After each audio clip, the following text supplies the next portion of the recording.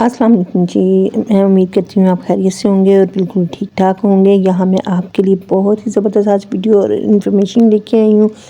ये जो चीज़ें हैं जो हर घर में इस्तेमाल होती हैं, मैं ये जो आपको दिखा रही हूँ, इस्त्री है, छुरी, कैंची, ये इतनी आम सी इस्तेमाल होने वाली हमारे घर में जो चीज़ें हैं, इनकी हमारी ज़िंदगी में बहुत ज़्यादा अहमियत है। और इनमें से कोई भी चीज़ कम हो तो हमें फ़ौरन बाहर को भागना पड़ता है। इस्त्री जैसे कि ये रोज़मर्रा इस्तेमाल में इतनी आती है। जैसा कि आप जानते हैं, बार बार कपड़े इस्त्री करने से कपड़े जो हैं, कपड़ों की मैल वगैरह जो है वो उसके ऊपर काफ़ी ज़्यादा जम जाती है। उससे हमें इस्त्री में फिर बाद में कपड़े प्रेस करने में काफ़ी मुश्किल होती है। यहाँ पे मैं आपको अपनी एक पुरानी छुरी दिखा रही हूँ, एक कैंची है और साथ में एक छोटी कैंची है। इन पर बहुत ज़्यादा जंग लग चुका है। और यहाँ पे ये दिखा रही हूँ मैं आपको, मेरी इस्त्री फिर भी इतनी गंदी नहीं है, क्योंकि वो मैं इसको अक्सर जो है यहाँ पे साफ़ करती रहती हूँ, तो इसलिए वो इतनी गंदी नहीं है। ये ऊपर से मैं आपको दिखा रही हूँ। अब मैंने काफ़ी देर से इसको साफ़ नहीं किया था, क्योंकि मैंने वीडियो बनानी थी और मैं आपको दिखाऊंगी ये कितने अच्छे तरीके से मैं दोनों साइडों से इसको आपको साफ़ करके दिखाऊंगी। यहाँ पे इसको साफ़ करना बिल्कुल भी मुश्किल नहीं है, बस आपके पास एक चीज़ होनी चाहिए। ये बहुत ही आम सी चीज़ है और बहुत ही आसानी से मिल जाती है। ये सारा कमाल जो है इसी का है, पेपर का है। ये जो है बहुत आसानी से आपको सेंट्री की दुकान से मिल जाएगा। इसको रेगमाल कहते हैं। ये इतना बड़ा सा होता है पेपर की तरह का। आपने इसको काट के बस थोड़ा सा रख लेना है। उससे ये जितना जो मैं आपको पीस दिखा रही हूँ, इससे ही ये तमाम चीज़ें मेरी बहुत आसानी से और मिनटों में साफ़ होने वाली हैं। यहाँ पे मैं कैंची का जो है पेस्ट इसको खोल लूँगी। आप सोच रहे होंगे कि यहाँ पे आज मैंने जो है जंग वाली चीज़ें सारी इकट्ठी कर ली हैं कि पहले मैंने इनको क्यों नहीं साफ़ करके रखा हुआ, क्योंकि ये मेरे इस्तेमाल में इतनी नहीं आती हैं। इनको बड़े बड़े जंग लग गया था, तो अब मैं आपके लिए ये वीडियो बना रही हूँ, इसलिए मैंने इन तमाम चीज़ों को निकाला। अगर मैं इनको इस्तेमाल करती हूँ तो मैं इसी तरीके से करती हूँ जब मुझे ज़रूरत पड़ती है। यहाँ पे मेरी कैंची को मैंने आपको दिखाया कि कितना ज़्यादा जंग लगा हुआ था, और ये मैंने छोटा सा इसका टुकड़ा काट के अब इसको रगड़ना शुरू कर दिया है। और तकरीबन 1 से 2 मिनट में ये देखें मेरी जो कैंची है इतनी साफ़ सुथरी हो जाएगी। 1 से 2 मिनट ही लगेंगे और हमारी कैंची जो है बिल्कुल नई जैसी चमकना शुरू हो जाएगी। बस आपने इसको दोनों साइडों पे ऐसे पकड़ के रगड़ना है और किसी साफ़ सुथरे कपड़े से साफ़ कर लेना है, और आपकी कैंची जी नई लश्कारे मारती हुई बिल्कुल नई बन जाएगी।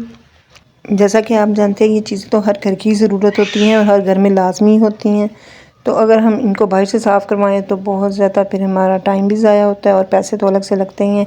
ये जो मामूली सा कार जो है, इसका पेपर जो है वो तकरीबन आपको 10 रुपये में या 20 रुपये में मिल जाएगा। मैंने तो काफ़ी पुराना लिया है, 3-4 साल पुराना है मेरे पास। जब भी मुझको ज़रूरत पड़ती है तो मैं इसका एक छोटा सा टुकड़ा काटती हूँ और उससे इस्तेमाल करने के बाद काफ़ी देर चलता रहता है। यहाँ पे मैं आपको दिखा भी रही हूँ कि ये इतने से छोटे से हिस्से से ही देखें मेरी छुरी जो है कितनी चमक उठी है। बाकी चीज़ें भी जो है मैं इसी तरीके से साफ़ करूँगी।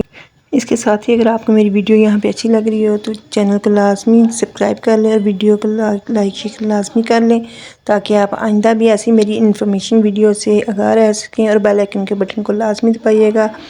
और अगर जी इसी तरह अगर मैं यहाँ पे छोटी सी एक बात कहना चाहूँगी कि जिस तरह हम अपनी ज़िंदगी में आसानियाँ चाहते हैं, इसी तरह अल्लाह ताला से दुआ है कि सबकी ज़िंदगी में ऐसी आसानियाँ पैदा करें।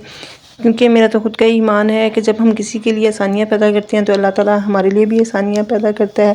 तो इसलिए इस दुआओं में सबको याद रखना चाहिए, उनके लिए भी ऐसे ही दुआ गो रहना चाहिए, ताकि वो अगर वो ज़िंदगी में कुछ करना चाहते हैं तो अल्लाह ताला उनके लिए भी आसानियाँ करे। तो यहाँ पे देखें, बातों बातों में मैंने जो है तमाम चीज़ें जो हैं बहुत अच्छे तरीके से साफ़ कर दी हैं और दोनों तरीक़ों से आपको दिखा भी रही हूँ। यहाँ से इस छुरी के मुतालिक मैं आपको बहुत ही मज़ेदार बात बताती हूँ। ये छुरी मैंने कब ली थी, ये तकरीबन मैंने 5 से 6 साल पहले ली थी, और ये जो है इस पे काफ़ी जंग लग चुका है। जब मैं इसको लेने गई थी बाज़ार में अपने बेटे के साथ, तो मैंने अपने बेटे से कहा था कि बकरा ईद आने वाली है तो क्यों ना ये छुरी ले आए, क्योंकि जब गोश्त वगैरह काटना होता है तो ऐसी छुरी जो होती है वो बहुत सही रहती है और बिल्कुल भी ख़राब नहीं होती है, और उससे बहुत जल्दी से कट जाते हैं।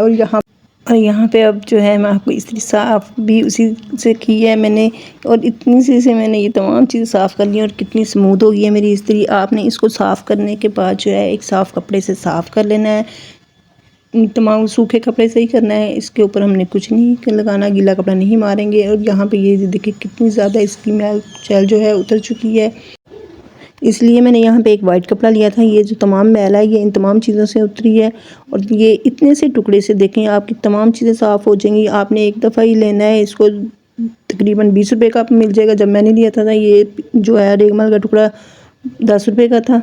और मैंने 2 ख़रीद के रख लिए थे और इसी से मैं अपनी चीज़ों को साफ़ करती हूँ। यहाँ पे मैं आपको दिखा रही हूँ, ये मेरी कैंची छुरी जो है, जिसका मैंने अभी आपको एक छोटा सा वाक़या भी सुनाया है, वो बिल्कुल सही था। और यहाँ पे ये देखें मेरी इस्त्री भी जो है वो कितनी अच्छी साफ़ हो चुकी है। और यहाँ पे इस्त्री को मैंने जो है ऊपर से भी बहुत अच्छे तरीके से साफ़ कर लिया था, ऊपर से भी काफ़ी मैली थी, तो मैंने वो जो है स्कॉच ब्राइट लेके उसको हल्का सा विम के साथ गीला करके उसके ऊपर मार के बाद में गीले कपड़े से साफ़ कर लिया था। और तमाम चीज़ें जो हैं जनाब देखें मेरी कैसी चमक उठी हैं। अगर आप भी चाहते हैं आपकी घर की चीज़ें ऐसे ही जो है इस्तेमाल वाली चमक उठें, तो आपने बस क्या करना है, यहाँ पे एक छोटा सा ये रेगमाल का टुकड़ा लाना है और अपनी ज़िंदगी को बना लेना है आसान, और रोज़ रोज़ के ख़र्चे से वो बच जाना है। इसके साथ ही इजाज़त चाहूँगी। अपना बहुत सारा ख्याल रखिएगा। अल्लाह हाफिज़।